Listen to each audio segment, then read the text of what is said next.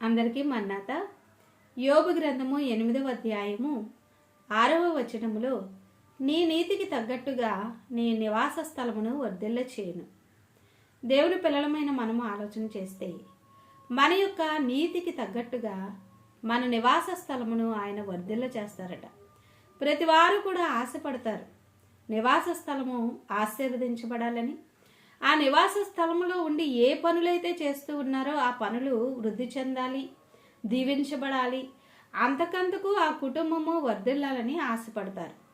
ఆ కుటుంబములో ఎవరైతే ప్రార్థిస్తారో, ఎవరైతే నీతిగా ఉంటారో వారి యొక్క నీతిని బట్టి నివాస స్థలమును వర్ధిల్ల చేస్తాను అని ప్రభు సెలవిస్తూ ఉన్నారు. కనుక దేవుని పిల్లలమైనటువంటి మనము మన యొక్క నీతిని కాపాడుకుంటే, మన యొక్క భక్తిని కాపాడుకుంటే, మన యొక్క ప్రార్థనను కాపాడుకుంటే ఆయన మన నివాస స్థలమును ఆశీర్వదిస్తారు.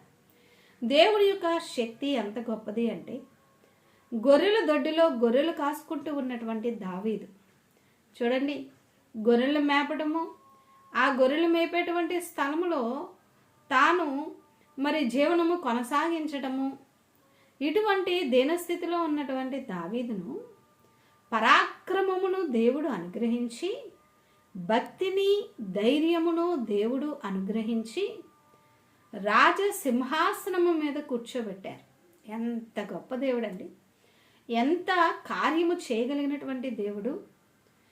దేవుని యొక్క కృప ఎటువంటిదంటే, బలము కానీ, అందము కానీ, కులము కానీ, గోత్రము కానీ, విద్య కానీ, జ్ఞానము కానీ, పరపతి కానీ, ఆస్తి కానీ, ఏ విధమైనటువంటి బలము ఆయన చూడరు. కానీ ఏం చూస్తారు? నీలో ఉన్న, మనలో ఉన్న నీతిని చూస్తారు. కాబట్టి ఏమి వదిలిపెట్టినా నీతిని విడిచిపెట్టకూడదు. అబ్రహాము దేవుని నమ్మెను, అది అతనికి నీతిగా ఎంచబడింది. దేవుని పిల్లలమైనటువంటి మనము నీతిమంతులముగా ఉంటే మన యొక్క గృహము ఆశీర్వదించబడుతుంది. మన గృహంలో ఉన్నటువంటి సమస్తము కూడా ఆశీర్వదించబడుతుంది. నేను మీకు ఇంకొక విషయము తెలియచేయాలనుకుంటూ ఉన్నాను. మానవులకు శ్రమలు, కష్టములు సహజం. అనేకమైనటువంటి శ్రమలు, కష్టములు, ఇబ్బందులు, వ్యాధులు, బలహీనతలు వచ్చినప్పుడు ఎవరో ఎరిగింటి వారో పొరుగింటి వారో వస్తారు. మీ ఇల్లు బాగాలేదేమో, ఈ కట్టడం ఇక్కడ ఉండకూడదు, లేకపోతే మీకు కలిసి రావట్లేదు, ఇంకేదో చేయించాలేమో, లేకపోతే మీకు ఇంకేమైనా చేసేసారేమో, మీ శత్రువులు మీ మీద దుష్ట క్షుద్ర ప్రయోగాలు చేశారేమో అని అనుమానపు బీజము నాటి వెళ్ళిపోతారు. ఇక ఆ గృహంలో ఒక నెగిటివ్గా అనుమానపు ఆలోచనలతో ఉన్నటువంటి వీరు విశ్వాసం లేదు. ఎప్పుడైతే విశ్వాసం లేదో ఆ గృహంలో ఇక విశ్వాసము లేకపోతే ఇంకేం వర్ధిల్లుతుంది? జయం పలకరు. కాబట్టి ఇక అన్నీ ఎదురొచ్చినట్లుగానే ఉంటాయి. ఇంకా వెంటనే వీళ్ళకు కూడా వాళ్ళు పలానా వాళ్ళు చెప్పారు, ఏదో జరిగిపోయింది మా ఇంటికి, మా పిల్లలకి ఏదో చేసేసారు, మాకేదో చేసేసారు, కాబట్టి ఇంకేం చేయాలి, ఏదో పరుగులు పెడతా ఉంటారు, ఆలోచన చేస్తూ ఉంటారు. ఇంకా ఎన్నో చెడ్డ తలంపులతోటి వారి యొక్క ప్రయత్నాలు చేస్తూ ఉంటారు కదా. ఇటువంటి తలంపులు దేవుని పిల్లలైన మీరెవ్వరూ కూడా పెట్టుకోవద్దు. ఆయన మన నివాస స్థలముల మీద ఆయన హస్తమును ఉంచి, ఏ అపాయము నీ గుడారము సమీపించదు అని సెలవిచ్చినటువంటి ప్రభువే ఆయన కాపుదల, భద్రత, క్షేమము మీకు, మీ కుటుంబస్తులకు ప్రభు తప్పనిసరిగా అనుగ్రహిస్తాడు. దెయ్యాలు కానీ, చీకటి శక్తులు కానీ, పిశాచులు కానీ, దుష్టుని కార్యములు కానీ అవి లేవు అని నేను చెప్పట్లేదు.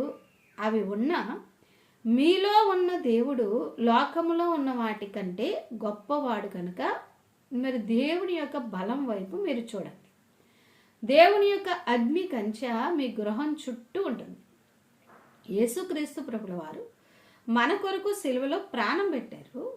మన కొరకు పునరుద్ధానుడై తిరిగి లేచి ఆరోహణమై పరలోకములోనికి వెళ్ళి మరలా తిరిగి ఆయన రానయ్యున్నారు.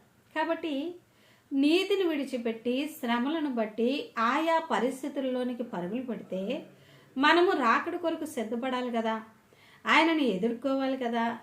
ప్రతిదినము ప్రార్థన, మరి అదేవిధంగా వాక్య ధ్యానము, సన్నిధి కనిపెట్టుట, దైవ సహవాసముతో మనము గడిపినప్పుడు ఏ క్షణంలో ఆయన వచ్చినా ఈ నివాసములోనే కాదు కానీ ఈ నివాసములో భక్తిని మనం కాపాడుకుంటే పరలోక నివాసములోనికి ఆయన సిద్ధము చేసినటువంటి, ఆయన తన చేతులతో ఏర్పాటు చేసినటువంటి దేవుడు దేనికి శిల్పియో నిర్మాణకుడో ఆ పునాదులు కలిగిన ఆ పట్టణంలోనికి మనం చేరుకుంటాం. కాబట్టి లోక శ్రమలను బట్టి కలవరపడవద్దు.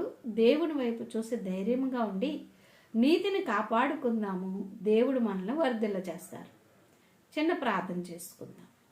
పరిశుద్ధుడైన తండ్రి, జీవాధిపతివైన దేవ, సర్వాధికారివైన తండ్రి, ఈ మాటలు వింటూ ఉన్నటువంటి ప్రతి బిడ్డకు ధైర్యమును అనుగ్రహించి వీరి గృహాలలో మీ యొక్క దీవెన ఆశీర్వాదం, ఏ పని చేస్తూ ఉన్నా మీ యొక్క సహాయము దయచేసి చిన్నవారికి, పెద్దవారికి, వృద్ధులకు అందరికీ మీ దీవెన, అనారోగ్యవంతులకు ఆరోగ్యము, చిన్నపిల్లలు చదువుకుంటూ ఉన్న వారికి కాపుదల, జ్ఞానమును అనుగ్రహించి ఏది కావాలని ఆశపడుతూ ఉన్నారో నాయనా సమస్తమును మీరు అనుగ్రహించి మీ మహిమ రాకడ కొరకు సిద్ధము చేయండి. యేసయ్య పరిశుద్ధ నామంలో వేడుకుంటూ ఉన్నాము పరమ తండ్రి, ఆమేన్. త్రియేక దేవుడు మిమ్ములను మీ కుటుంబస్తులను ఆశీర్వదించి వర్ధిల్ల చేయును గాక. ఆమేన్.